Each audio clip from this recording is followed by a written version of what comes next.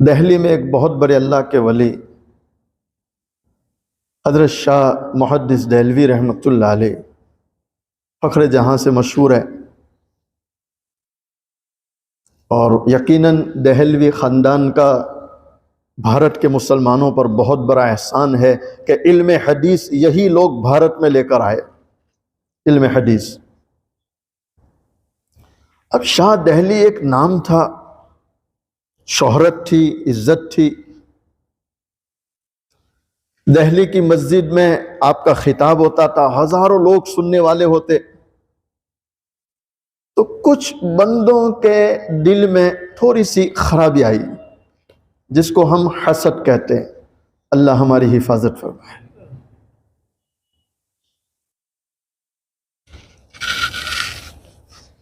हासिदीन ने एक बाजारी औरत को तैयार किया, कहा तुझे जितने चाहिए पैसे मिलेंगे, बस ये जब जुमा को बयान करके नमाज पढ़ा के बाहर निकले तो लोगों के दरमियान में डब्बा लगा देना, डब्बा लगा देना। अल्लाहु अकबर। अल्लाह शरीरों की शरारतों से हिफाजत फरमाए।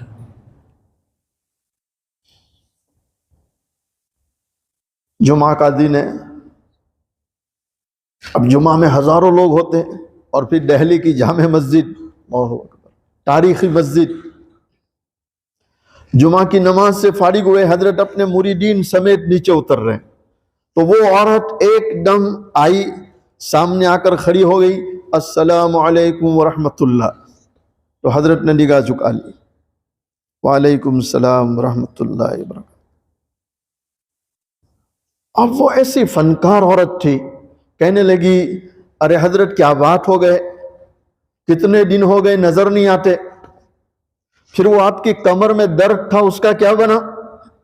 ऐसे बातें करने लगी कि सुनने वालों को शुबह पड़ जाए कि शायद ये रोजाना मुलाकात को जाते हैं। बाज लोग बड़े फनकार होते हैं, हमने तो आज तक ये सुना था कि बड़े फनकार हैं शीशे में उतार लेते हैं, लेकिन आज ऐसे फनकार भी हैं जो छोटी सी शीशी में भी उतार लेते हैं। अल्लाह इससे भी हिफाजत फरमाए। चर्ब लिसानी, चर्ब लिसानी, अल्लाह हिफाजत फरमाए।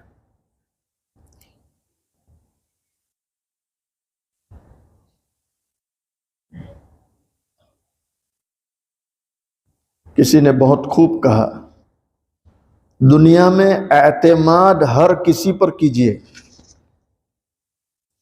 दुनिया में एतमाद हर किसी पर कीजिए, लेकिन एहतियात के साथ, इसलिए कि कभी कभी अपने दांत भी जबान को चबा लेते हैं। बहुत काम की बात कह रहा हूं। फितनों का दौर है, संभल संभल के कदम रखना है। कब आदमी कहां फिसल जाए कोई कह सकता। कठौर में एक शायर है, ताहिर भाई, गुजराती शायर है। मुझे उनकी वो शेर याद आई। कठौर जब मैं जाता था तो वो मेरे बयान से पहले शेर पढ़ते थे, तो गुजराती में कभी कभी कभी सुनाते थे। जमानो बो बदलाई गयो छे, जमानो बो बदलाई गयो छे, ओलमाना टच में रहो ने बयानो ना वच में रहो, के जमानो बो बदलाई गयो छे। उनकी पूरी एक नात है, लेकिन मुझे ये याद रह गया कि जमानो बो बदलाई गयो छे, ओलमाना टच में रहो ने बयानो ना वच में रहो, के जमानो बो बदलाई गयो छे। आप देख लें, इस वक्त जो लोग उलमा से मुंसलिक है, उलमा से वाबस्ता है, किसी न किसी दर्जे में उनकी हिफाजत हो रही है, किसी न किसी दर्जे में। और जिन बेचारों का उलमा से रब्त नहीं, ताल्लुक नहीं, हमारे हजरत फरमाते हैं कि अरब ममालिक में जो बेदीनी नजर आ रही है, अरब है लेकिन बेदीनी आम है।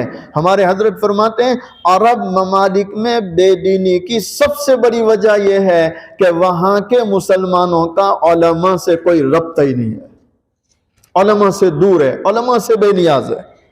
उन्हें कोई परवाह नहीं आलिम कहां जा रहे हैं, क्या कर रहे हैं, कुछ भी नहीं। इसलिए आप देखो अक्सर अरब हर एक अपने अपनी मर्जी से नमाज पढ़ेगा, कुरान अपनी मर्जी से पढ़ेगा, बेचारों को कोई दीन का इल्म नहीं, इल्ला माशाअल्लाह जो उलमा से वाबस्ता हो, इल्ला माशाअल्लाह।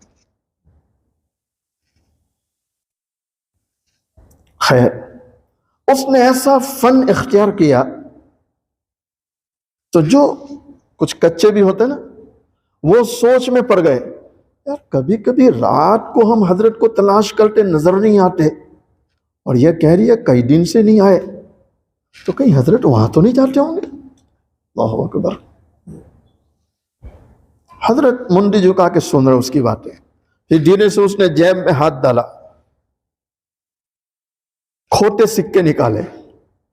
अरे उस दिन तुम आए, खोटे सिक्के देकर चले गए, मैं बाजार में सौदा लेने गई तो उसने वापस किए, ये खोटे हैं। तो अब तो और यकीन होना था जो कच्चे लोग थे। आपने कहा बेटी कच्चे हैं, खोटे सिक्के हैं, कहां तुम खोटे देकर चले गए? तो आपने अपनी जेब में हाथ डाला और खड़े सिक्के निकाले। कैसे निकाले? खड़े। कहा बेटी ये खड़े सिक्के रख लो, खोटे मुझे दे दो, और बेटी आइंदा जब भी जरूरत पड़े मेरी चौखट पे आ जाना, अल्लाह ने चाहा मैं तेरी मदद करूंगा। बस इतना मोहब्बत का बोल आप बोले। सीढ़ियां नीचे उतरने लगे तो नीचे जाके जूती पहन रहे थे तो वो एकदम नीचे आई, हजरत के पैर पकड़ लिए और पैर पकड़ कर पूछने लगी, अरे हजरत जरा ये बतलाते जाओ कि आप मिट्टी से बने हो कि सैंडल से बने हो? मैं तुम्हें बदनाम करने आई, मैं तुम्हें लोगों के बीच रुस्वा करने आई, मैं तुम पे धब्बा लगाने आई, और आप हैं कि आपने मुझे बेटी कहकर पुकारा। हालांकि मैं ऐसे बाजार में बैठती हूं, ये पूरे दिल्ली वाले जानते हैं कि मुझे बेटी तो क्या कोई कहेगा, मेरे अपनों ने रिश्ते तोड़ दिए, कोई बेटी कहने वाला नहीं है। आपने हजारों के बीच में मुझे बेटी बना लिया। तो अब वो कह रही है, ए दिल्ली वालों, आज से इन्होंने मुझे बेटी कह के पुकारा, अब तुम भी देखना कि फखरे जहां की बेटी कैसी हुआ करती है।